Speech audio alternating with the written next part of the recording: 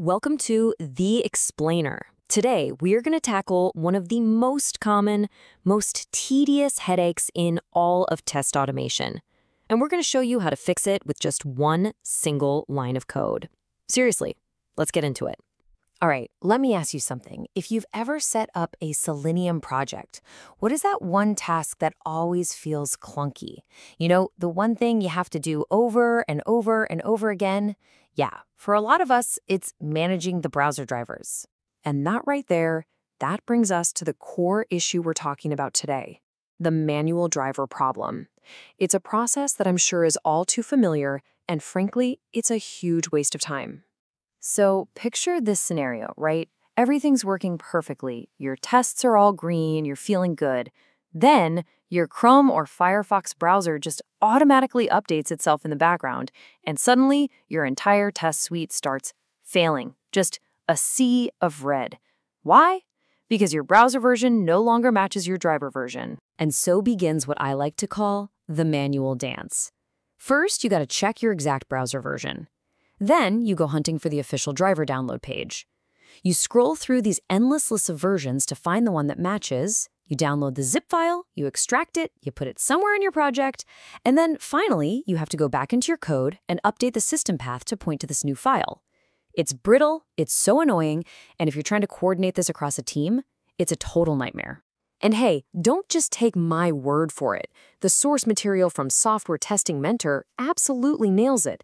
Managing this for yourself is bad enough, but when you've got a team of, say, 10 people all trying to stay in sync, well, it becomes, and I quote, really tedious. But what if this entire manual process could just disappear? Well, it can. Let's talk about the solution. Let's talk about WebDriver Manager. So what is this thing? It's actually really simple. It's a Java library that you just add to your project as a dependency. Its one and only job is to completely automate the management of all those binary drivers. Chrome driver, Gecko driver, all the stuff Selenium needs to talk to a browser. Okay, this is where the magic really happens.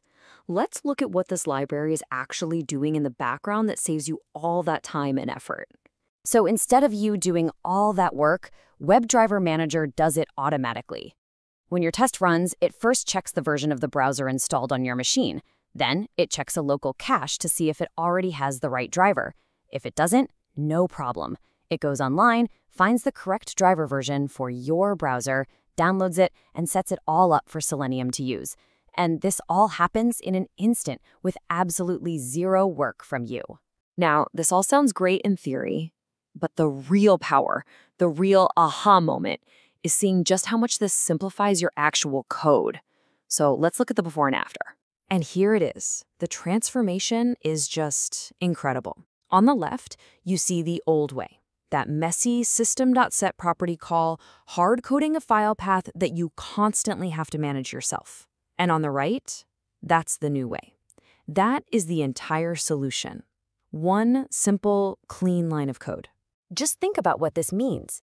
That entire 6-step process we just walked through, the downloading, the unzipping, setting paths, it's all gone.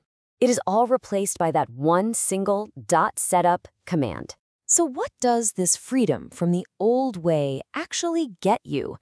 Let's break down the benefits, because there are a lot of them. Okay, first, and this is the most obvious one, no more manual driver downloads, ever. That also means you can say goodbye to those dreaded illegal state exception errors from a bad file path. Your project setup becomes so much simpler for new team members. They just run the code, and it works. Your test suite becomes way more robust and portable, able to run on any machine without you worrying about local file paths. And most importantly, you get to spend less time on tedious maintenance and more time actually writing valuable tests.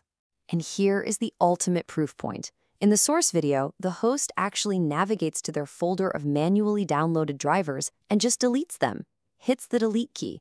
Then they rerun the test, and because WebDriver Manager is handling everything, it runs perfectly. You are no longer tied to local files. It's true freedom. So there you have it. It's a simple dependency, a single line of code, and a whole category of problems just vanishes from your workflow. The only question left is, what will you do with all that time you just saved?